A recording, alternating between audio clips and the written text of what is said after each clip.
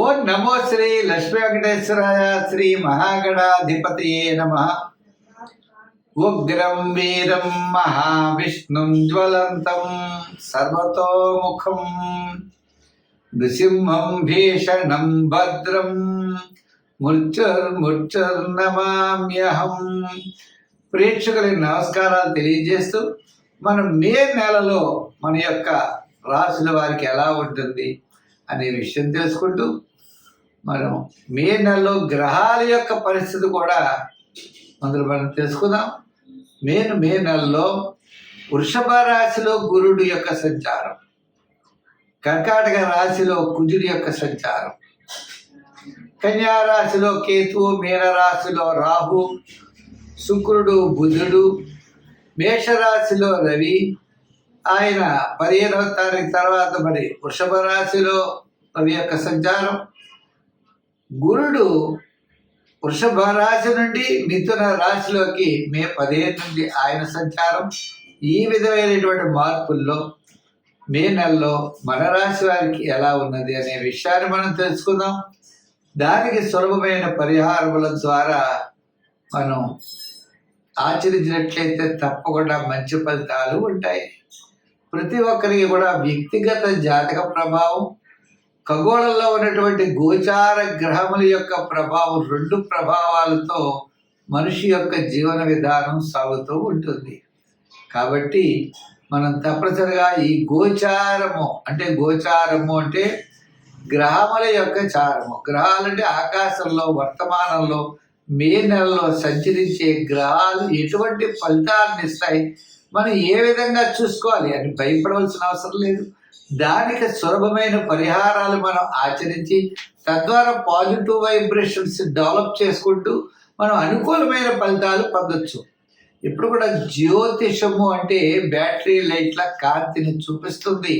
కాబట్టి మనకి గ్రహానుకూలత ఉంటే సంతోషం, గ్రహాల యొక్క వ్యతిరేకత ఉన్నట్లయితే సత్ఫలితాలు పొందడం కోసం మనం సులభమైన పరిహారములు మనంతట మనం ఆచరించడం ద్వారా ఎక్కువ ఫలితం ఉంటుందని తెలియజేస్తూ మనం ముందుగా రాశుల గురించి ప్రారంభిద్దాం. కుంభరాశి. ఈ కుంభరాశి వారికి అదృష్టం పట్టబోతోందన్నట్లున్నది. మే 15 వరకు అర్ధాష్టమ గురుడైన మే 15 తర్వాత వీరికి అనుకూలమైన ఫలితాలు ఉన్నాయి. ఇప్పుడు వర్తమానంలో తృతీయంలో ఉన్నటువంటి రవి మే 15 తర్వాత చతుర్థ స్థాన సంచారం. మే 15 వరకు రవి బలం ఉంటుంది. మే 15 తర్వాత గురు బలం రాబోతోంది. అంతే కదండి. ఈ రాశి వారికి 6వ స్థానంలో కుజుడున్నాడు. స్థిరాస్తి డెవలప్మెంట్స్ ఖచ్చితంగా కనబడుతున్నాయి. క్రయ విక్రయాదులు లాభిస్తాయి. బంధుమిత్రుల యొక్క సహాయ సహకారాలు ఉంటాయి. నూతనమైన ఆలోచనలతో ముందుకు పెడతారు. భవిష్యత్తు అనుకూలమైన వాతావరణం కనబడుతోంది. కోర్టు వ్యవహారాదులు లాభిస్తాయి. దీర్ఘకాలిక ప్రయోజనాన్ని ఇచ్చేటువంటి చాలా కాలం నుండి నిలిచిపోయినటువంటి కొన్ని ముఖ్యమైన వ్యవహారాల్లో కదలిక ద్వారా అనుకూలమైనటువంటి ఫలితాలని పొందబోతున్నారు. ఉద్యోగంలో అభివృద్ధి, రాజకీయ పరంగా ఆహ్వానాలు అందుకుంటారు. వృత్తిపరంగా డెవలప్మెంట్స్, క్రమేపీ అనుకూలమైన వాతావరణం ఉన్నది.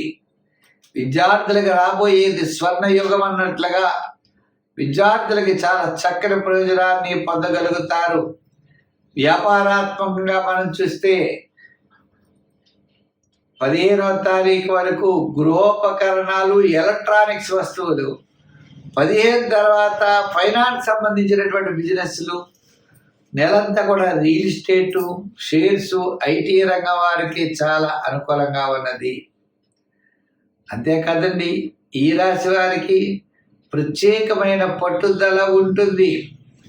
నూతనమైనటువంటి ప్రయత్నాల్ని ఎన్నుకుంటారు. నూతనమైన ప్రయత్నాల కోసం, కొత్తతనం కోసం అన్వేషిస్తారు. తద్వారా విజయం వైపు మీరు వెళ్ళగలుగుతారు. వ్యాపారాదుల్లో కూడా ఎటువంటి వ్యాపారం ఎలా చేస్తే డెవలప్ అవుతామో అనే ఆలోచనలు ఇటుపైన మీకు బయలుదేరి అటువంటి నూతనమైన వ్యాపార ప్రయత్నాల వైపు మీరు వెళ్ళే అవకాశాలు ఉన్నాయి. మొత్తం మీద ఈ రాశి వారికి అనుకూలమైన ఫలితాలతో ముందుకు వెళ్ళేటువంటి పరిస్థితి అయితే కనబడుతున్నది. సంఖ్యల్లో 8, కలర్స్లో లైట్ బ్లూ కలర్ వాడాలి. దానాల్లో తిలదానం చేయండి. నవగ్రహ ప్రదక్షిణ చేయండి. శని శ్లోకాన్ని ప్రతిరోజు పఠించండి. ఓం శం శనై చరాయ నమః.